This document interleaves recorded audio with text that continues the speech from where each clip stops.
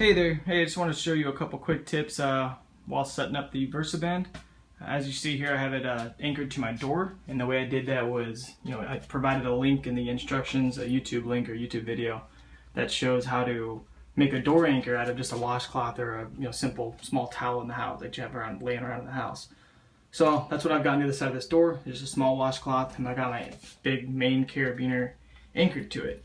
So to take the VersaBand, which is going to come just like that pretty much with both those handles, it's going to come with the two resistance bands woven inside of it, and there you got your VersaBand.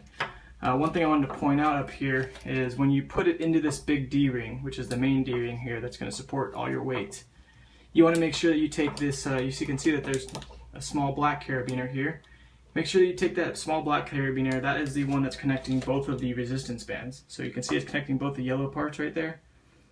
And the reason for that is, well, here, let me show you why. You put it inside of this big main carabiner, and why you do that is because if you don't, these two resistance bands will kind of slide back and forth through the strap because it's just woven in there. So the thing that's keeping it locked up here from this anchor point is this mini carabiner, which has got to be through the big one, if you can see that there.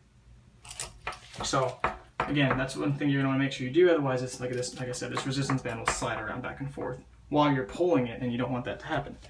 The other thing I want to show here is the quick release handles, which kind of makes the VersaBand unique in itself. And what that is you can see it's connected to the strap right here through this big D-ring. Now if you just unclip it, if you have it clipped on that big strap, I should show first, on the big D-ring, it will support all your weight. So you can pull on these two handles here, and it'll support your full weight, right? As long as you have it clipped to that big D-ring.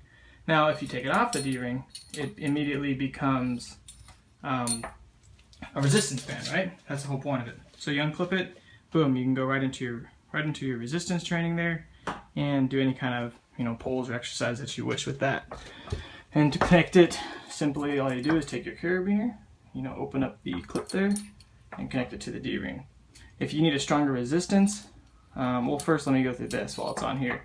And if you wanted to do, let's say, single arm rows or isolations with one arm or something, you just want to connect one of those carabiners to the to both D-rings. So I can see one of them's going through both here, and then you would, of course, could just grab the handles, both the handles with your one hand or whatever you're going to do your rows with.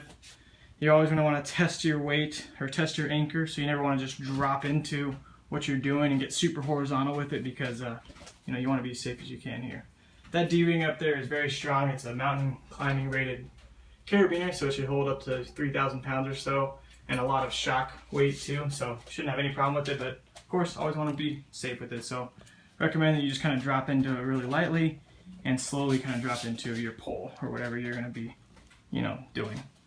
So let me show you here. I'm going to do this all with one hand, so it makes it a little more difficult than it should be. But if I was to release this carabiner from the main D-ring, it's a resistance band, correct?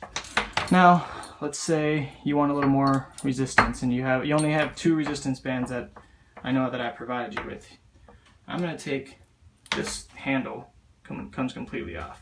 I'm going to take that handle completely off, and then what I'm going to do here, I'm going to attempt this with one hand, but there we go, got it. Took a lot of time to practice that, actually. So if I just connected both resistance bands, now you have double the resistance. So that's why, or that's one thing that you can do if the resistance isn't strong enough, which I know the resistance bands I provided are pretty lightweight, but if you combine them like this, you get a little more strength resistance out of it. So those are a couple quick tips that I hope helped you out. And of course, if any of you have any questions or anything while using this product, of course, you're more than welcome to call me. Thank you.